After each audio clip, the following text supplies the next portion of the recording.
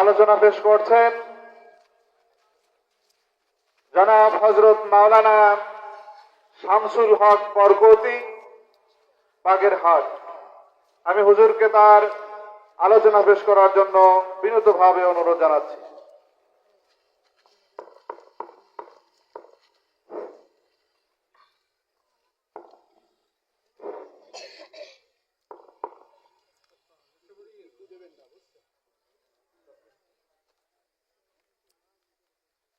السلام عليكم ورحمة الله وبركاته.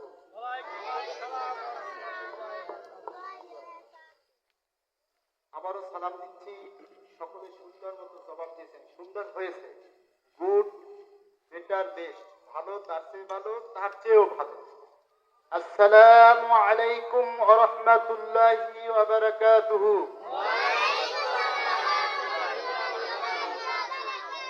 মাশাআল্লাহ। ইন্নাল হামদালিল্লাহ نحمده ونستعينه ونستغفره ونعوذ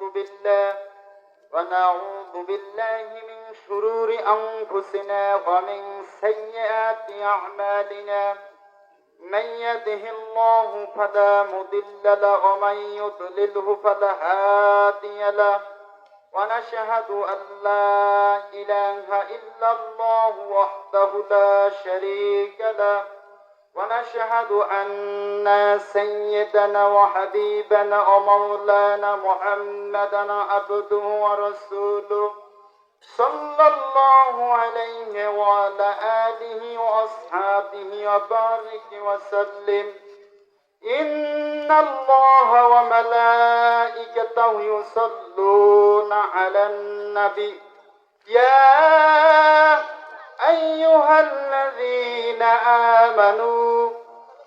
آمنوا صلوا عليه وسلموا تسليما. جري اللهم صل على سيدنا مولانا محمد وعلى آل سيدنا شفيعنا محمد. জোরে সরে মোহাম্মতে একটু দুরূদ পড়ুন। আল্লাহুম্মা সাল্লি আলা সাইয়্যিদিনা মাওলানা মুহাম্মদ ওয়া আলা আলি সাইয়্যিদিনা শাফিয়ানা মুহাম্মদ। আরব সাগর দিব পারি নাই কোমদের তরি, পাখি নই রে উড়ে যাব জানাতে ভর করি। আল্লাহুম্মা জোরে সাইয়্যিদিনা মাওলানা মুহাম্মদ ওয়া আলা আলি সাইয়্যিদিনা بلغ العلا পড়েন بلغ العلا بكماله كشف الدجى بجماله حسنت جميع خصاله صلوا عليه وعلى عشق محبوب خدا जिस दिल में हासिल नहीं ए लाखों मोमिन हो मगर ईमान में कमिल नहीं. बलगल उला बिकमालिही कशफत तुजा बिजमालिही हसनत जमीउ खिसालिही. सल्लू ला इलाहा इल्लल्लाह. जोरे ला इलाहा, আরো জোরে লা ইলাহা. কোন খালিক নেই তুমি ছাড়া, কোন মালিক নেই তুমি ছাড়া, কোন খালিক নেই তুমি ছাড়া, কোন মালিক নেই তুমি ছাড়া, এই জীবনে সবাই লা ইলাহা জোরে লা ইলাহা ইল্লাল্লাহ. জোরে লা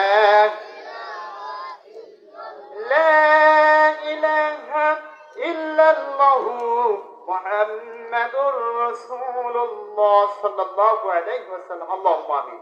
ربنا ظلمنا أنفسنا وإن لم تغفر لنا وترحمنا لنكونن من الخاسرين। আল্লাহ তাআলা, আল্লাহ, জোহরের পর থেকে শুরু করে এই পর্যন্ত যা কিছু আলোচনা করা হয়েছে সবকে লক্ষ লক্ষ গুণ বৃদ্ধি করে দিয়া বিশ্ব নবীজির রহমবারকে সবকে পৌঁছে দেন। আল্লাহ ৬০তম তাফসীর মাহফিল মাদ্রাসা থেকে শুরু করে সকল কাজকে আল্লাহ কবুল আর মঞ্জুর করে নেন। আল্লাহ তাআলা লাঙ্গলি পীর সাহেব হুজুরের হায়াতকে আপনি বাড়িয়ে দেন।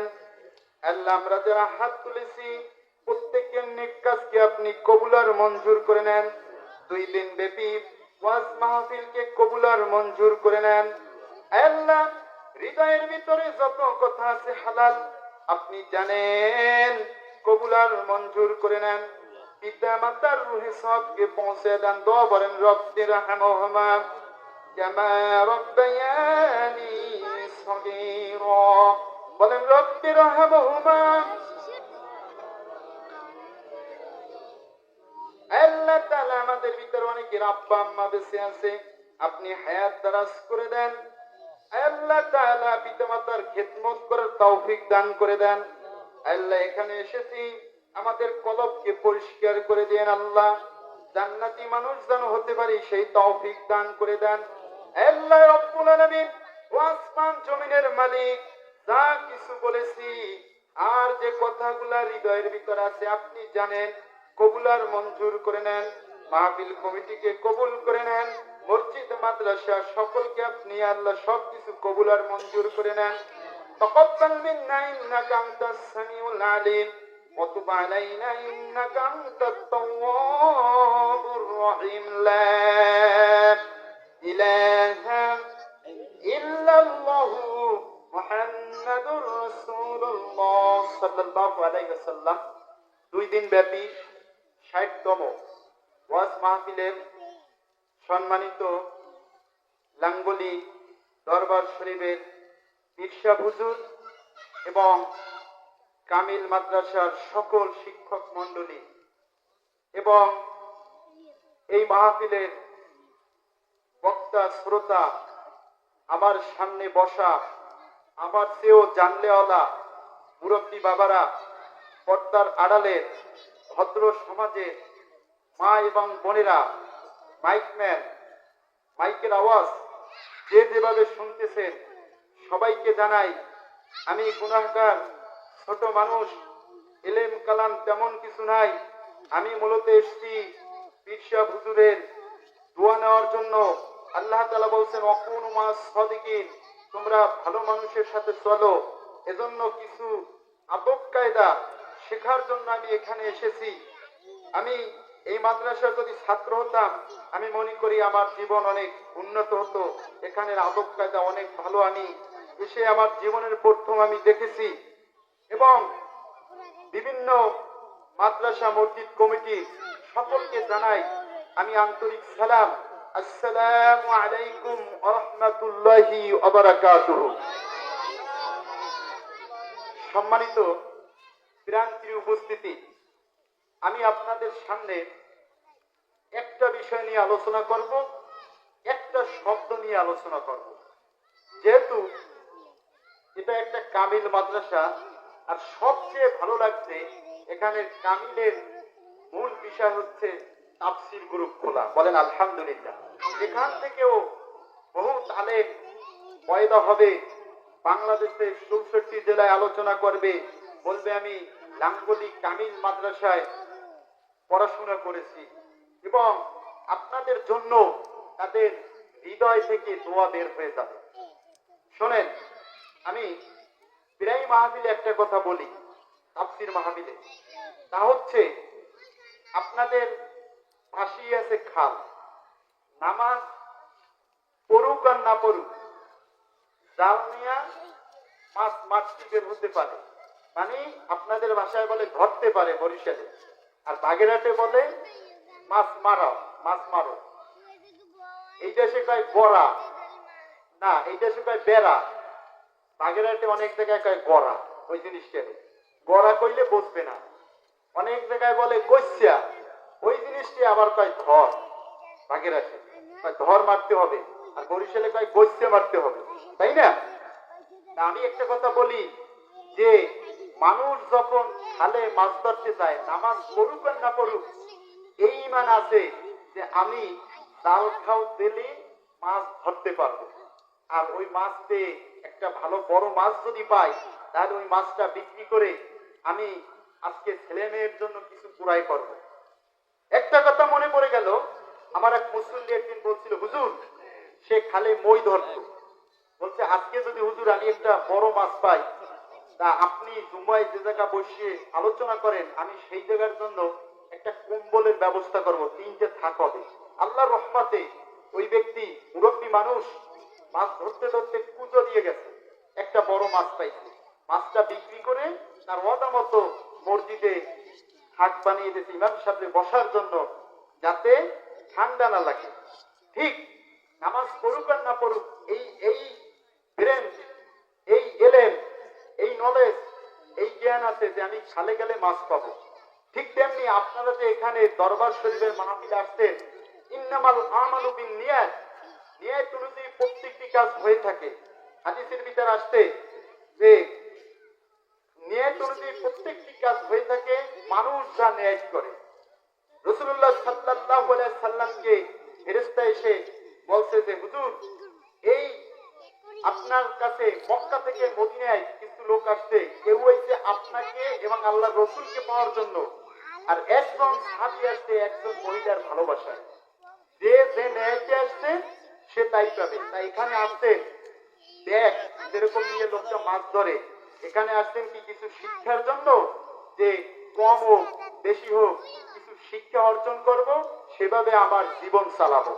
এই ন্যায় যার যার আছে সে সফল কাম। আর যে আসছে আমি সুর শুনবো, কেজিয়ানে সুর শুনিয়া কানেরে মজা দেব, দিলেরে মজা দেব, বাড়ি চলে যাব, সিসিং ফাঁক, কিছুই হবে না। আল্লাহর ওলিরা কিন্তু বেশি সুর দেয় না, কাটা কাটা কথা বলে, কম কথা বলে, কিন্তু সেই কথাগুলো খুব প্রয়োজনীয় কথা। তাহলে সেরকম নেট করেন যে আমি একটা বড় হইলে বা একটা ব্যাগ আনছি, কম বেশি এই 2 দিন যে তাফসির হবে, এই তাফসির থেকে আপনি কি শিক্ষা অর্জন করছেন, সেটা হচ্ছে মূল কথা, তাই না? কি ভুল কথা বলছি নাকি? ভুল বলি নাই। আমি একটা শব্দ বেশি পেঁচাবো না, একটা শব্দ দিয়ে আলোচনা করব। সেই শব্দটা আপনারা অনেকে জানেন, সেই শব্দটার নাম হচ্ছে তাকওয়া। নাম কি? তাকওয়া। আর একবার বলেন, নাম কি? আমি আলোচনা কেন করতেছি? আমি আপনি জান্নাতি মানুষ হতে চাই। আমি আপনি কি হতে চাই? যদি জান্নাতি মানুষ না হতে পারেন, দুনিয়ায় আপনি বহুত কিছু হতে পারেন, টাকার মালিক হতে পারেন, বাড়ির মালিক হতে পারেন, আলেম হতে পারেন, সাধারণ মানুষ হতে পারেন, কিয়ামতের ময়দানে আপনি সম্মানিত হতে পারবেন না যদি আপনার ভিতর তাকওয়া না থাকে। ভাইরা আমার, তাহলে এই যে আলোচনা শুনতে আসতেন, আমি যে শব্দটা নিয়ে আলোচনা করব, আমার আলোচনার বিষয় হচ্ছে তাকওয়া। বলেন সুবহানাল্লাহ। আল্লাহ রাব্বুল আলামিন, মহান আল্লাহ রাব্বুল আলামিন পবিত্র কুরআনুল কারীমের ভিতর জানিয়ে দিলেন, বান্দা ও বান্দি শুনে নাও, শুনে নাও, শুনে নাও। আল্লাহ সূরা হুজরাতের 13 নম্বর আয়াতের ভিতর বলতেন, ইন্না আকরামাকুম ইনদাল্লাহি আতকাকুম। বলেন আল্লাহু আকবার। আরেকটু জোরে বলেন আল্লাহু আকবার।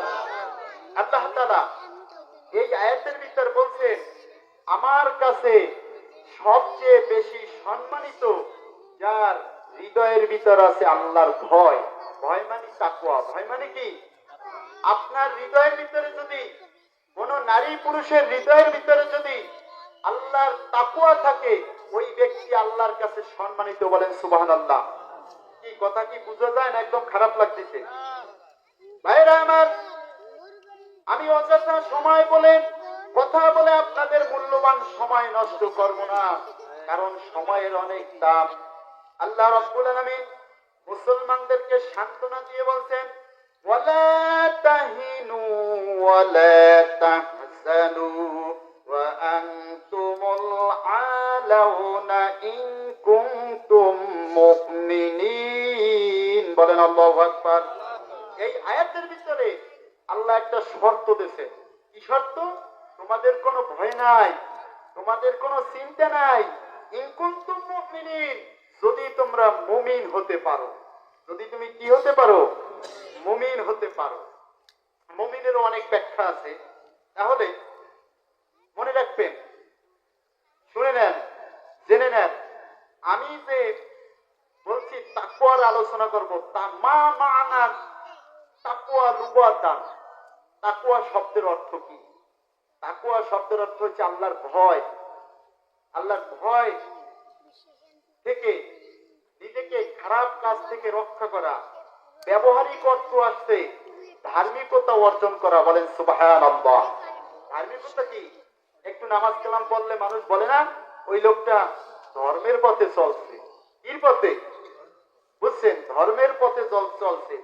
যার তাকওয়ার ঠেলা বেশি সে নামাজ পড়ে বেশি, যার তাকওয়ার ঠেলা বেশি সে সুন্দর মতো রুকু করে, সিজদা করে, মানুষের ইবাদত করে। ভাইরা আমার, সবচেয়ে সত্য কথা হচ্ছে কোরআনের কথা। আপনি কি মেনে, যদি কোরআন মেনে আপনার জীবন গঠন করেন, কাল কিয়ামতের ময়দানে বলতে পারবেন আল্লাহর কাছে, আল্লাহ আমি কোরআন মেনে আমার জীবন গঠন করছি। আল্লাহ সুবহানাহু ওয়া তাআলা বলছেন, ওয়াতাআওয়ানু আলাল বিররি ওয়াত তাকওয়া ওয়া লা তাআওয়ানু আলাল ইসমি ওয়াল উদওয়ান ওয়াত্তাকুল্লাহা ইন্নাল্লাহা শাদীদুল ইকাব। বলেন আল্লাহু আকবার। ভাইরা আমার, এই আয়াতের ভিতরে আল্লাহ সুবহানাহু ওয়া তাআলা বলছেন, যারা নেক কাজ করে ও তাকওয়ার ব্যাপারে একে অপরকে সহযোগিতা করে, গুনার কাজ ও সীমা অতিক্রম করার কাজে একে অপরকে সহযোগিতা করবে না। এই গুণ কাদের ভিতর থাকবে? যারা তাকওয়া অর্জন করবে। যারা কি? সবাই মুখ খুলে বলেন, যারা তাকওয়া অর্জন করবে। খেয়াল করে শোনেন, খেয়াল করে শোনেন। শয়তান, এই যে কোরআনের কথা শুনতেছেন, শয়তান আপনার এখন অনেকের গায়ে জ্বালা ফালা লাগাই দেবে। এই মেয়েগুলো শুনিস না, তাহলে তুই তো ধর্মের পথে চলে যাবি। ভাইরা আমার, কোরআনের ভিতরে আল্লাহ সুবহানাহু ওয়া তাআলা বিশ্ব নবীকে লক্ষ্য করে বলেন, সূরা তোহার ভিতরে 132 নম্বর আয়াতে আল্লাহ বলছেন, ওয়া'মুর আহলাকা বিস-সালাতি ওয়াসতাবির আলাইহা লা নাসআলুকা রিজকা নাহনু নারযুকুকা ওয়াল আকিবাতু লিত-তাকওয়া। বলেন আল্লাহু আকবার। আল্লাহ তাআলা বলেন, হে নবী, আপনার পরিবার পরিজনকে নামাজের আদেশ দিন। আপনার পরিবার পরিজনকে কিসের আদেশ দিন? কেন? নামাজ পড়লে জান্নাতি মানুষ হবে। বলেন সুবহানাল্লাহ। এরপরে আল্লাহ তাআলা বলছেন, নিজেও তা মজবুত ভাবে পালন করুন। কি পালন করবেন? নামাজ। আমি আপনার কাছে রিজিক চাই না। কে বলছেন?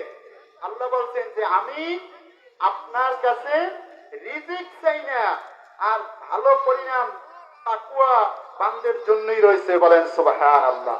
কথাগুলো কি বোঝা যাচ্ছে? আমি কিন্তু একটা শব্দের কথা বলতেছি, নাম কি? তাকওয়া। কোরআনে, এই ভাই আলেম মানুষ, এই ভাইও জানে, কোরআনের ভিতরে বহুত আয়াত আছে তাকওয়া। ভাইরা আমার, লোকমান হাকিমের কথা মনে পড়ে গেল। লোকমান হাকিম যখন সময় পেত, মাঠে ময়দানে মানুষকে কোরআনের কথা শুনাইতো। ঘটনাক্রমে লোকমান হাকিম, নাম শুনেন নাই? তিনি কোন নবী না, রসুল না, অথচ আল্লাহ তাআলা তার আদর্শ ভালোবেসে তার নামে একখানা সূরা দিয়েছে। সূরার নাম হচ্ছে লোকমান। সূরার নাম কি? লোকমান। মাশাআল্লাহ, ভালো জানেন। ভাইরা আমার শোনেন, কিসসা বিভিন্ন ঘটনা বললা চোখের পানি ফেলাইতে পারেন। সবচাইতে কোরআন আর হাদিসের আয়াত শুননা কান্দে জাহান্নামের আগুন মাফ হইতে পারে। কারণ আপনি কোরআন মেনে যদি চলতে পারেন, আল্লাহরে বলতে পারবেন আল্লাহ আমি কোরআন মেনে চলছি। ভাইরা আমার, লোকমান হাকিম তিনি যে ভালো ভালো কথা বলে এই কথা তার মনিব জানতে পারলো। তাকে দেখতে বেশি ভালো দেখাইতো না, তার চেহারা বেশি ভালো দেখাইতো না। আপনার বিলালের মতো চেহারা ছিল, তাফসীরের ভিতরে আসছে। ভাইয়েরা আমার, এরপরে তার লোকমানের মনিবের কাছে ঘটনা পৌঁছে গেল, আপনি যে একজন রাখাল রেখেছেন, এই রাখালের আপনি জ্ঞান সম্পর্কে জানেন, তার জ্ঞান অনেক বেশি। মানুষকে এমন এমন কথা শোনায়, মানুষ ঘন্টার পরে ঘন্টা তার কথা শুনে। আপনি যদি তাকে একটু ছুটি দেন, আমরা তার কাছ থেকে আরেকটু বেশি কথা শুনতে চাই। এবার মনিব বললেন আজকে লোকমান বাড়ি আসুক। লোকমান বাড়ি আসার পরে তার পরীক্ষা আমি নিব, তার কত জ্ঞান। লোকমান যখন বাড়িতে আসলো, লোকমানকে তার মনিব বলল, হে লোকমান, আমি শুনেছি তোমার নাকি অনেক জ্ঞান। বলেন সুবহানাল্লাহ। আর একটু জোরে বলেন সুবহানাল্লাহ। ঈদ দিয়ে বলেন সুবহানাল্লাহ। ভাইরা আমার, আপনাদের পাওয়ার ভালো আলহামদুলিল্লাহ। 100-র ভিতরে 100 ছাত্র, আপনারা খুব ভালো। ভাইরা আমার, এবার লোকমান হাকিম বললেন আমার জ্ঞান কত মনিব তা তো আমি জানি না, ইনশাআল্লাহ আমি চেষ্টা করব, আপনি বলেন। বলছে শোনো, তুমি আগামী দিন একটা ছাগল আনবা। ছাগল আনার পরে তার দেহটাকে চিরবা, চিরে ভালো যে অংশ সেই অংশটাকে বের করবা। এরপরে আবার একটা ছাগল আনবা। ছাগল আনার পরে তার বুকটা চিরবা, হৃৎপিণ্ডটা বের করবা, কলবটা বের করবা। বের করার পরে খারাপ যে অংশ সেই অংশটা তুমি বের করবা। বের করার পরে একবার ওই ভালো জিনিসটা একই কলব বের করলো, আবার ওই জিনিসটা বের করলো। বলছে লোকমান, আমি শুনছি তোমার নাকি অনেক জ্ঞান, এ তোমার কেমন জ্ঞান? যখন বললাম ভালো জিনিসটা কলব বের করো, তখন তুমি কলবটা বের করলা, দিলটা বের করলা। শিষ্যরা বলে না যে কলব সাফ করো, কলব সাফ করো, জিকির করো, নামাজ ধরো, রোজা রাখো, স্ত্রীকে পর্দা করাও, মানুষকে ধর্মের দিকে ডাকো। বলছে আবার যখন হে লোকমান আমি বললাম যে খারাপ জিনিসটা বের করো, তুমি কলবটা বের করলা, তখন তিনি বললেন যে হুজুর, কারো ভালো জিনিস থাকে তার নামও দিল, আর খারাপ জিনিস থাকে তার নামও দিল। তখন বলছে এজন্য আপনার ভিতর যদি রুহু দিল না থাকে, আপনি আমি বাঁচতে পারবো না। যখন দিলটা বের হয়ে যায়, এই হলদিয়া পাখিটা বের হয়ে যায়, তখন আর কেউ কথা বলতে পারে না। আল্লাহর নবী হাদিসের ভিতরে আজ থেকে 1000 আগে বলছেন ইন্না ফিল জাসাদি মুদগাম ইদা সালুয়াত সালুয়াল জাসাদু কুল্লু ওয়া ইদা ফাসাদাত ফাসাদাল জাসাদু কুল্লু আলা ওয়া হিয়াল কলব। বলেন আল্লাহু আকবার। এই হাদিসের ভিতর বিশ্ব নবী বলেন মানুষের মানব দেহের ভিতরে একটি গোশতের টুকরা আছে, ওই গোশতের টুকরা যদি ভালো থাকে, বিশ্বনবী বলেন তার গোটা বডি ভালো থাকে। আর যখন ওই কলবটা খারাপ হয়ে যায়, সারা বডিটা খারাপ হয়ে যায়, তার নাম হচ্ছে কলব। বলেন সুবহানাল্লাহ। নবীজি হাদিস থেকে কি বুঝতে পারছেন যে আপনার আমার দেহের ভিতরে একটা টুকরা আছে, এই টুকরা ভালো থাকলে গোশতের টুকরা টোটাল দেহ বডি ভালো থাকবে, বডি ভালো থাকবে। আর গোশতের টুকরা ভালো না থাকলে আপনার দিল হলে অসুস্থ। ইমাম ইবনে তাইমিয়া ও মুফাসসিরগণ ও বুজুর্গ ব্যক্তিরা বলেছেন দিল 3 প্রকার। দিল কয় প্রকার? বলেন দিল কয় প্রকার? 3 প্রকার। সুস্থ দিল, অসুস্থ দিল আর মরা দিল। বলেন সুস্থ দিল, অসুস্থ দিল আর মরা দিল। সুস্থ দিল হচ্ছে আপনার মুমিনের দিল, আর অসুস্থ দিল হচ্ছে আপনার মুনাফিকদের দিল। আর আরেকটা কি বলছি? সুস্থ দিল, অসুস্থ দিল, মরা দিল। মরা দিল হচ্ছে নাস্তিকদের দিল। মরা দিল কাদের? নাস্তিকদের দিল। আপনার এই এই বিষয়ে আমি যদি কোরআনের আয়াত বলি অনেক বলতে পারবো, আমি এর ব্যাখ্যার বেশি দেব না। তাই দিল কয় প্রকার? সবাই বলেন বাবাজিরা, দিন কয় প্রকার?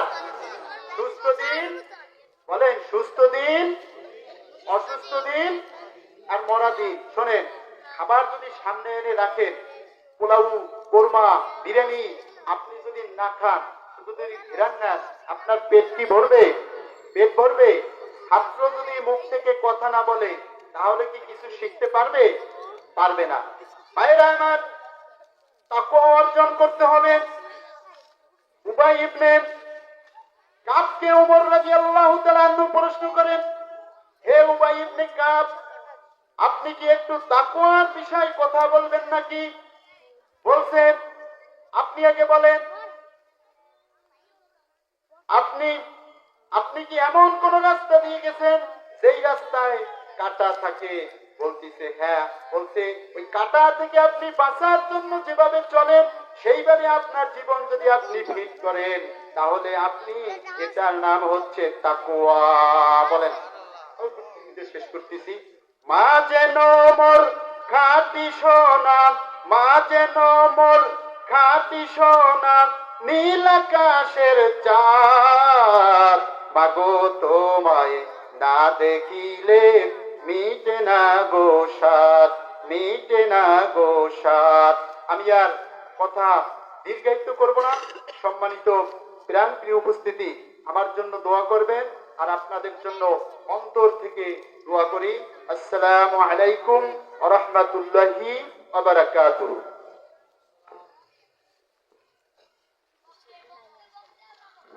শুকরিয়া আমাদের